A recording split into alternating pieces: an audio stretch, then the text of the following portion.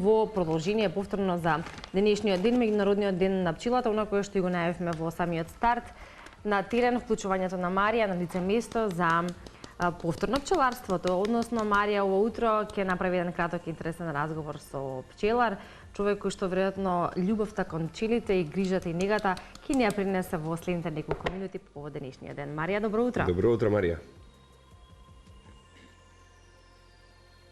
Добро утро, колеги. Токму така, Ивана, во ова вклучување ќе верувам дека ќе има интересен и едукативен разговор.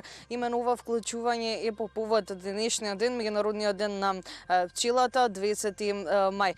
Се вклучуваме на лице место по повод меѓународниот ден токму од пчеларникот на мојот денешен гостин Горан Радичевски, кој професионално со ова се занимава околу 10 години. Имено навистина станува збор за една важна професија, но кога станува збор за пчелите, ќе напоменеме нешто повеќе со оглед на тоа дека станува збор за пчелите кои што се клучен момент во одржувањето на самиот екосистем. Да му посакаме добро утро на мојот денешен гостин господин Горан Радичевски. Добро утро на вас и гледачите на телевизија Телма.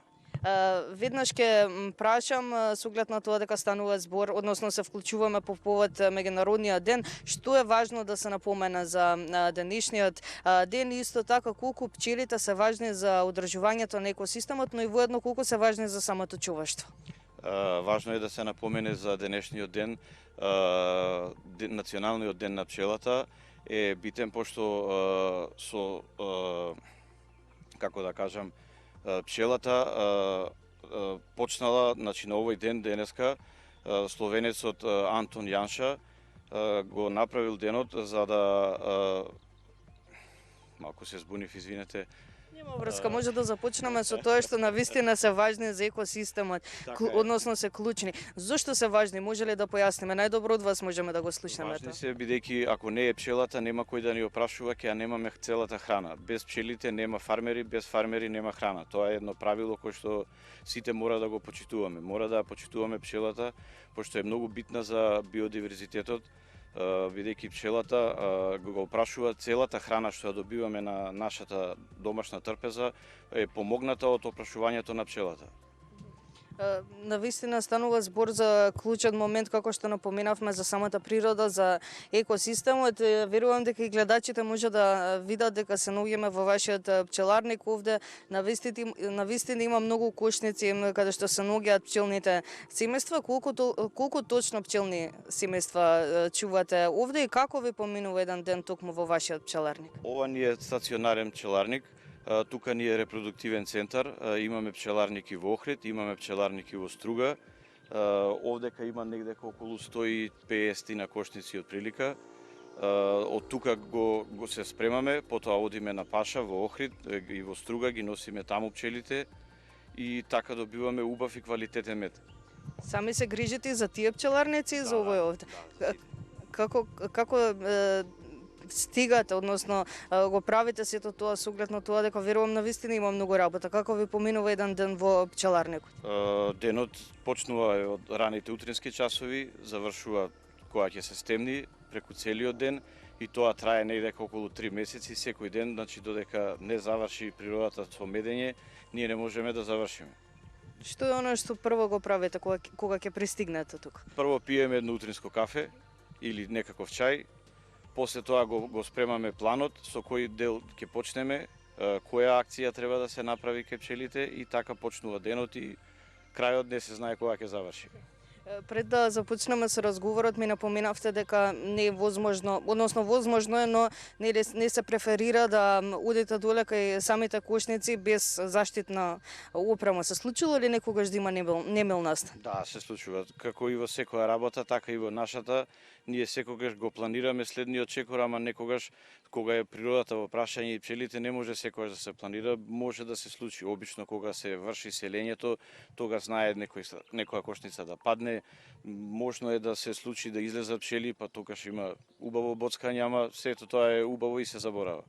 Се заборава така со оглед на тоа дека навистина си ја сакате професијата. Станува збор за една важна професија во која што многу треба да се знае.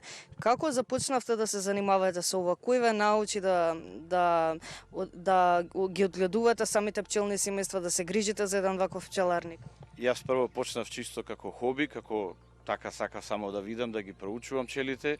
После завлегов малку повеќе, си најдов учител, тој е христијан, ми помага многу за да може да се научи, пошто пчеларството не е така едноставно за да може да се стане преку ден пчелар, туку треба многу години на пракса и искуство. И некој да не себично го сподели искуството за да може да стане еден пчелар добар пчелар. Добар пчелар, тоа сте вие. Од тука ќе ве прашам нешто повеќе за самите пчелни производи. Нели се добиваат разни видови на мед, исто така прополис, млечот исто така. Колку се корисни тие за нашето здравје, тие пчелни производи? Сите пчелни производи се многу корисни. Треба да се користат пред се повеќе како храна, не како лек. Убаво е да се конзумираат нонстоп, и млади и стари, нема разлика дали деца или возрастни, сите треба да ги користат, што повеќе да ги користат производите, тоа е подобро. Во однос на медот, имаме ливадски, шумски, кој е најдобар за имунитетот според вас? По мене ливадскиот мед е најубав. Не дека шумскиот не и шумскиот си има своји добрини, ама ливадскиот мед има широка палета, можат и возрастните, можат и старите, значи не е некаков проблем кој ќе го користи. Во однос на прополисот, кој што го напоменав, млечот, кои се придобивките од нивното конзумирање? Прополисот е убав антибактериски, тој е добар за кога ќе биде настинато грлото, пример да се прска ако има некакви афти по устата, значи тогаш е добар да се користи прополисот.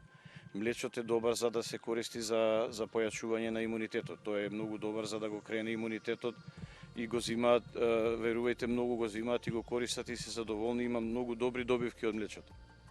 Во однос на медот, верувам дека ќе биде интересно ова за гледачите. Една пчела или пак едно пчелно семејство, колку време им е потребно да создадат една тегла мед?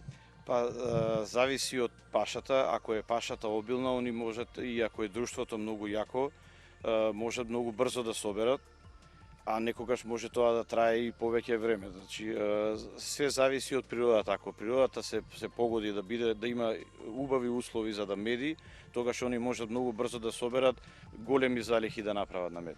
Има ли некое правило во една кошница, односно колку пчели брои едно пчелно семејство? Во екот на пашата, кога се во врвот на нивното развивање, може да дојдат и до 50-60 илјади единки во една кошница. Тоа е навистина голем број. Веќе кога говориме за медот, вие како пчелар најдобро знаете да ни кажете како да препознаеме квалитетен и вистински мед. Квалитетен и вистински мед единствено само може да се проба. Веќе сите медови изгледаат исто, изгледаат слично, ама кога ќе се проба, тогаш ќе се знае дека медот е вистински. Препорачувам до купците на медот, секогаш треба да си запознаат сам пчелар, нивни пчелар, за да се изгради некоја доверба меѓу купецот и пчеларот и само така може да дојде до убав мед. Велите се препознава по вкусот. Која е разликата во самиот вкус? Има огромна разлика или пак... Има огромна разлика, бидејќи убавиот природен мед кога ќе се проба, самиот вкус ви кажува дека пробувате нешто убаво, значи се осеќа восокот, се осеќа природата од кај што е собран. Дали има разлика ако купиме вистински и квалитетен мед од маркет и од пчелар? Ако е вистински и квалитетен во маркет, тој ќе биде сосема исти. Сега дали тоа е вистински и квалитетен, тоа треба да се испита на некој начин, системот треба да го контролира тоа за да има квалитетен мед по продавниците. Еве веќе кога велите дека системот треба да го контролира тоа, како на пчеларите влијае тоа што се продава лажен мед?